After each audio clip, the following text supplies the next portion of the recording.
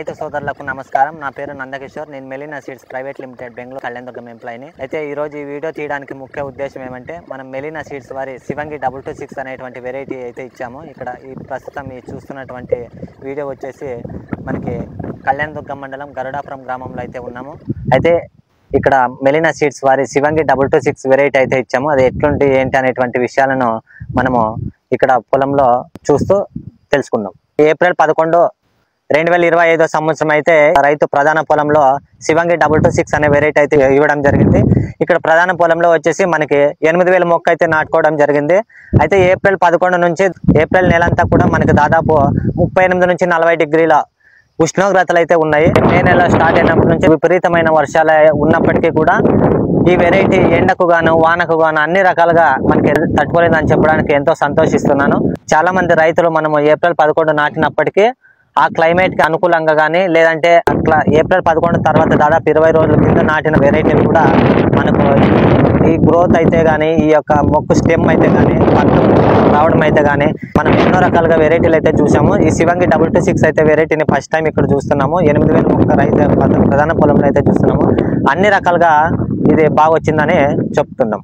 రైతు సోదరులారు, మనకి ఏప్రిల్ 11 నుంచి ఇప్పటి వరకు దాదాపు లెక్కేసుకుంటే చూస్తున్నటువంటి పొలము శివంగి 226 45 రోజుల మొక్క అయితే చూస్తున్నాము.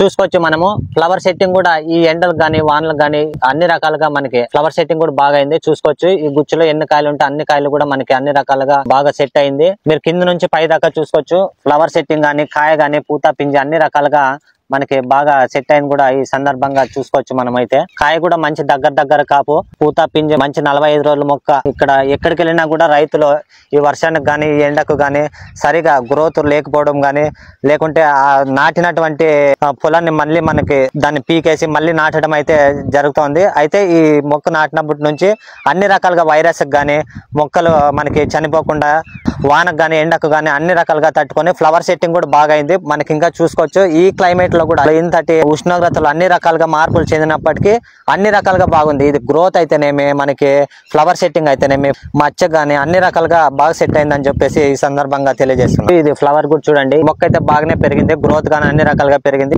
రైతు సోదరులకు శివంగి 226 నార అయితే అందుబాటులో ఉంచడం జరిగింది. మా నంబర్ డిస్క్రిప్షన్ లో అయితే ఇస్తాము. ఎవరికైనా కావాలంటే సీడ్ మనకి అందుబాటులో కూడా ఉంటది.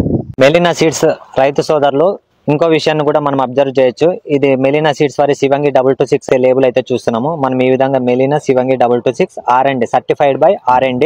ఇది వచ్చేసి లాట్ నంబరు. మనకి ఇది వచ్చేసి ప్యాకింగ్ డేట్ ఎక్స్పైరీ డేట్ అన్ని కూడా ఉంటది. ఇది ఒక 10 గ్రాముల ప్యాకెట్.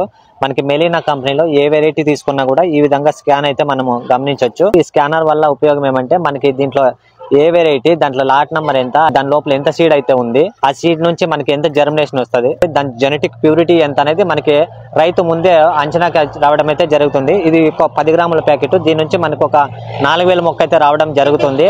40000 కావాలనుకునే రైతు ఇటువంటి ప్యాకెట్లు ఒక 10 ప్యాకెట్లు అయితే తీసుకుంటే ఆయనకి 40000 వస్తుంది. కాబట్టి ఈ స్కానర్ వల్ల ముందే రైతు అంచనాకు అయితే రావడం జరుగుతుంది అనమాట. క్యూఆర్ కోడ్ ఇక్కడ బార్ కోడ్ విధానం అయితే మనకి మెలినా కంపెనీ వారు ప్రవేశపెట్టడం జరిగింది.